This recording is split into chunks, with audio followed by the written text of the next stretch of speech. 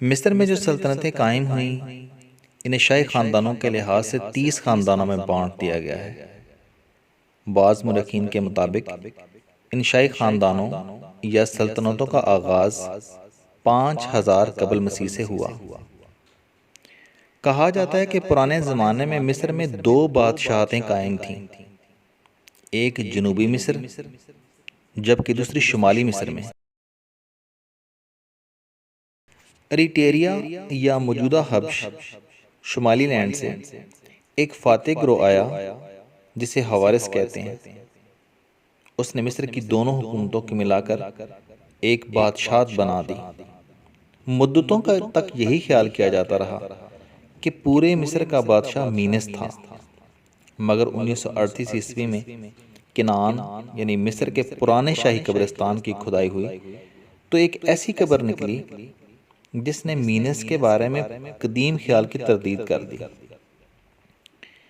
اس قبر نے ثابت کر دیا کہ پورے مصر کا پہلا بادشاہ مینس نہیں ہوراہا تھا اور یہ مینس سے پہلے گزرا ہے۔ اس مقبرے میں اس بادشاہ کے استعمال کی تقریباً 900 چیزیں بھی موجود تھیں۔ ان چیزوں پر اس بادشاہ کا نام بھی لکھا ہوا تھا اور ایسی بہت ساری تختیاں بھی ملیں جن پر شمالی مصر اور جنوبی مصر کی خیالی تصاویر بنی ہوئی تھیں۔ بہرحال مینس ہو یا ہوراہا، مصر کے بادشاہوں کا پہلا خاندان حضرت عیسیٰ علیہ السلام سے تقریباً 3500 سال یا اس سے بھی پہلے شروع ہوا۔ پہلے 2 خاندانوں نے 400 برس کے لگ بھگ حکومت کی۔ دوسرے خاندان کا خاتمہ ایک فاتح کے ہاتھوں ہوا۔ یہ مصر کے شمال سے آیا اور اس کا مصری نام فاسی فانموئی تھا۔ اسی فرعون سے تیسرے خاندان کا آغاز ہوا۔ اس کا سٹیچو بھی مل گیا ہے۔ اسی زمانے میں فرعونوں کو خاص اہتمام سے دفن کرنے کا رواج بھی شروع ہوا اور یہی رواج دراصل اہرام مصر کی تعمیر کا سبب بنا۔ تیسرے خاندان کا آغاز غالباً 2980 قبل مسیح سے ہوا۔ اس زمانے میں مصر خوب ترقی کر رہا تھا۔ اس دور میں مصر میں پاپائرس کے اوراق پر لکھنے کا رواج عام ہوا۔ حکومت منظم ہوئی اور حکومت کو مختلف ضلعوں میں بانٹ دیا گیا اور تمام اختیارات فرعون کے ہاتھ میں تھے۔ کوئی بھی فرعون ہوتا اسے بچپن ہی سے بادشاہی کے لیے تیار کیا جاتا۔ وہ اپنے باپ کی حکومت میں انتظامی امور میں حصہ لیتا۔ ہر فرعون کی تخت نشینی بڑے دھوم دھام سے ہوتی اور ہر 30 برس حکومت کر لینے کے بعد اپنی جوبلی منایا کرتا۔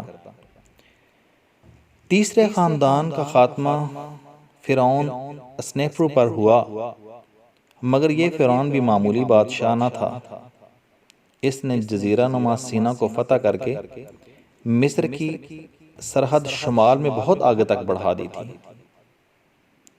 اس نے سمندری بیڑا بھی بنایا تھا جو لبنان سے قیمتی لکڑی لاتا تھا۔ غالباً اس فرعون کا کوئی لڑکا نہیں تھا، لڑکی ہی تھی اور وہی تخت کی وارث قرار پائی تھی۔ اس لڑکی کی شادی خوفو سے ہوئی اور شادی کی وجہ سے ہی خوفو فرعون بنا تھا۔ خوفو چوتھے خاندان کا بانی تھا۔ اس کا زمانہ 2 اسباب کی بنا پر بہت اہم سمجھا جاتا ہے۔ پہلا سبب یہ کہ خوفو نے مذہبی پیشواؤں سے جھگڑا کیا اور ان کے اختیارات محدود کر دیے اور ان کی جائیدادیں بھی ضبط کر لیں۔ اور دوسرا سبب یہ تھا کہ خوفو نے جیزہ مصر میں بہت بڑا حرم بنایا جو دنیا کے 7 عجائبات میں سے ایک ہے۔ خوفو کا زمانہ 2898 سے 2875 قبل مسیح تک کا ہے۔ خوفو کا بیٹا خزرا اور پوتا منقرہ یہ دونوں بھی اپنے اپنے وقت پر فرعون ہوئے اور انہوں نے بھی خوفو کے حرم کے پاس اپنے اپنے حرم بنائے، مگر ان کے احرام پہلے حرم سے بہت چھوٹے ہیں۔ کچھ عرصہ پہلے تک احرام مصر قاہرہ شہر سے تقریباً 26 کلومیٹر کے فاصلے پر تھے، مگر اب محسوس ہوتا ہے کہ احرام قاہرہ شہر کے اندر ہی واقع ہیں۔ جب ہم بس میں سوار یہ احرام دیکھنے کے لیے جا رہے تھے تو یہ احرام بہت دور سے ہی دکھائی دے رہے تھے۔ جو ہی میری پہلی نظر اس احرام پر پڑی تو ان احرام کی تعمیر نے مجھے حیرت میں ڈال دیا۔ یہ پتھروں سے چنے ہوئے بلند و بالا مخلوط ایک الگ ہی شان رکھتے تھے۔ ان کا حسن قدامت پوشیدہ ہے، یہ جان کر ہی انسان حیرت کے سمندر میں غوطہ زن ہو جاتا ہے کہ ہزاروں سال بیشتر انسانوں نے محض اپنے ہاتھ سے اتنے بڑے احرام تعمیر کر دیے۔ احرام کے قریب پہنچ کر ہماری بسیں رکیں اور ہم سب لوگ انٹری گیٹ پر اکٹھا ہونا شروع ہوئے۔